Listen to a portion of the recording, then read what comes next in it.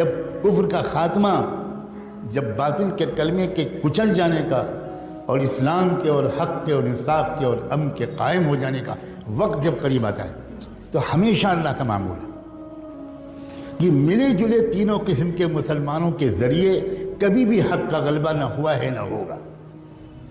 اس سے پہلے اللہ تعالیٰ ایک پروسیس شروع کرتے ہیں، ایک ترتیب ہے اللہ تعالیٰ کی، وہ یہ کہ چھانٹ دوں گا میں، پہلے قسم کے مسلمانوں کو الگ کر دوں گا اور دوسرے قسم کے مسلمان بھی پیچھے پیچھے ان کے ساتھ رہیں گے، لیکن تیسرے قسم کے ایک انسان کو بھی میں اپنے مقبول بندوں اور بندیوں کے ساتھ کھڑے رہنے کی اجازت دے دوں گا۔ پھر میل تو چھٹے گا، الگ ہوگا۔ اور اس کا طریقہ کیا ہوتا ہے؟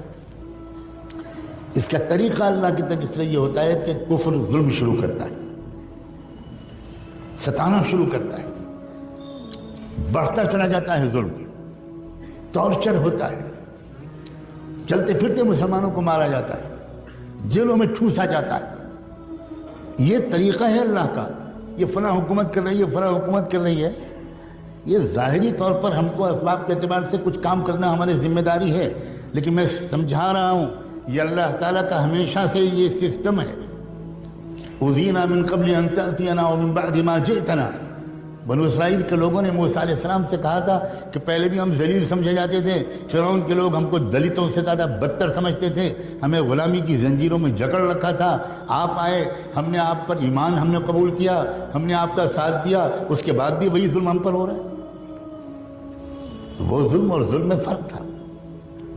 چنانچہ موسیٰ علیہ السلام نے بعد میں جو جوابات دیے اور بعد میں اس قوم کی تاریخ نے جو مرحلے طے کیے تو اس نے بتایا کہ بہت فرق تھا ان دونوں قسم کو ظلم میں۔ چھٹائی لازمی ہے، لِيَمْحِصَ اللَّهُ الَّذِينَ آمَنُوا لِيَمِيزَ اللَّهُ الْخَبِيثَ مِنَ الطَّيِّبِ۔ قرآن نے 20 جگہ یہ بات بیان کی۔ چھٹائی تب ہوتی ہے، یہ ایک بات میں تیسری چوتھی بار دوہرا رہا ہوں، جب اسلام کے غلبے کا وقت قریب ہوتا، اس وقت اللہ تعالیٰ یہ برداشت نہیں کرتے کہ تیسری قسم کے لوگ یہ دوسری اور پہلی قسم کے والوں کے ساتھ رہے۔ احد کی جنگ میں اللہ کے رسول نکلے صحابہ کو ساتھ میں لے کر، اور یہ تیسری قسم کے لوگ بھی ساتھ تھے جو اندر سے کچھ اور تھے، اوپر سے کچھ اور تھے، اور یہ بھی ساتھ چلے، مگر راستے میں 300 اس تیسری قسم کے لوگ حضور کا ساتھ چھوڑ کے الگ چلے گئے۔ کیوں الگ چلے گئے؟ اس لیے کہ یہ اللہ کے نظام کے مطابق ممکن ہی نہیں تھا کہ یہ تیسری قسم کے لوگ اس فتح کے وقت میں ان کے ساتھ رہیں، یہ ممکن نہیں، یہ اللہ تعالیٰ کبھی نہیں ہونے دے۔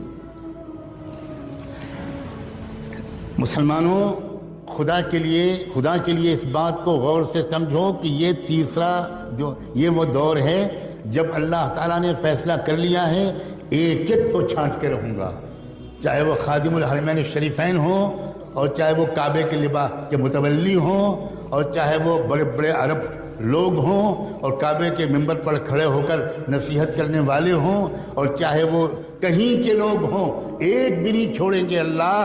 سب تھوڑے سے مٹھی بھر لوگ ہوں گے جن کو اللہ چن لیں گے، اور ان کے ذریعے سے پوری دنیا کے اندر ایسا انقلاب آ جائے گا کہ شجر و حجر بھی حیران رہ جائیں گے، یہ کیا ہو گیا؟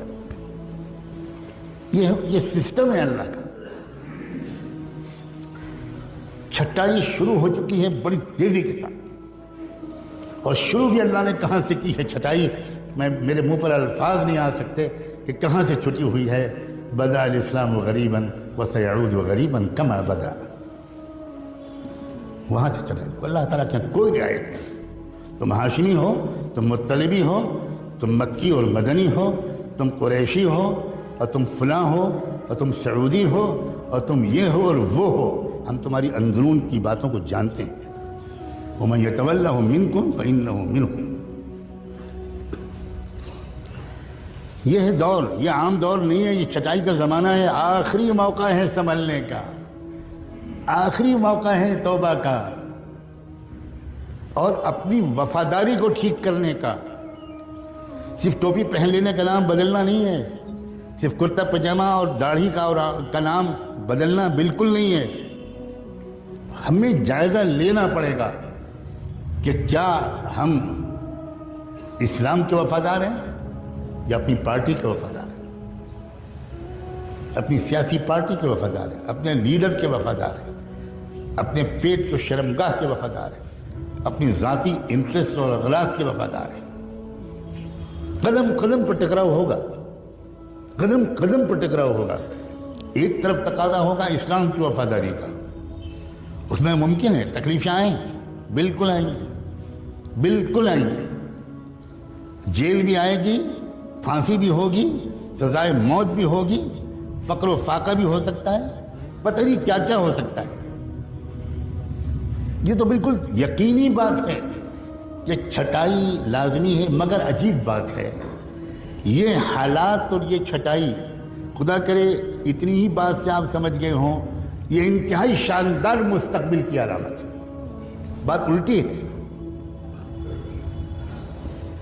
اگر اسلام کا غلبہ ابھی دور ہوتا، ابھی اس میں کئی صدیاں باقی ہوتی، تو میں پورے یقین کے ساتھ عرض کرتا ہوں اس مسجد میں بیٹھ کر کہ ابھی بھی وہ حالات نہ آتے، نہ یہاں آتے، نہ یورپ میں آتے، نہ امریکہ میں آتے، نہ عرب میں آتے، نہ مشرق میں آتے، نہ مغرب میں آتے، نہ شمال میں آتے، نہ جنوب میں آتے۔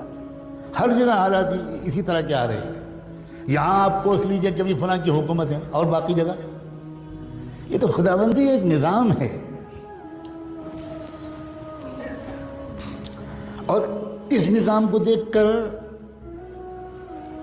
ڈر اور خوف، مایوسی اور پریشانی، اب کیا ہوگا، یہ لوگ کیا کر رہے ہیں، یہ حکومت کیا کر رہی ہے، آئندہ مسلمانوں کا مستقبل اس ملک میں کیا ہوگا، اسلام کیسے بچے گا، یہ سوالات ان کے ذہن میں آ رہے ہیں جو پہلے قسم کے مسلمانوں والی تربیت پائے ہوئے نہیں، یہ ان کے ذہن میں آ رہے ہیں۔ ورنہ جن کا ایمان مضبوط ہے، جن کا علم گہرا ہے، جن کی سمجھداری بہترین ہے، جو قرآن کو سمجھے ہوئے ہیں، جو اچھی صحبتیں پائے ہوئے ہیں، وہ اپنے وقت کو موبائل میں ضائع نہیں کرتے، انٹرنیٹ میں ضائع نہیں کرتے، بازاروں میں گھومنے میں ضائع نہیں کرتے، وہ سمجھداروں کے پاس بیٹھ کر سمجھداری کی باتیں سننے میں اپنا ایک ایک منٹ استعمال کرنے کی کوشش کرتے ہیں۔ ان کا بالکل الٹا خیال ہے۔ ان کا حال اس وقت کے حالات میں یہ ہے کہ ایسا لگتا ہے کہ اندھیرا بڑھ رہا ہے، جس کا مطلب یہ ہے کہ اب صبح روشن قریب ہے۔ بالکل الٹا تاثر ہے ان کا۔ ان کو فکر جانتے ہیں کس بات کی ہے؟ میں صاف کہنا چاہتا ہوں، پہلی قسم کے اس وقت جو ایمان والے ہیں ان کو فکر یہ ہے کہ میرا بھی شرکت، میری بھی اس فتح والی مہم میں ہو پائے گی کہ نہیں ہو پائے گی، یہ فکر ہے۔ فتح تو ہوگی، الا ان نصر اللہ قریب۔ اس ملک کو بھی پہچاننا مشکل ہوگا، اس کے چپے چپے سے کلمہ توحید کی آواز آئے گی۔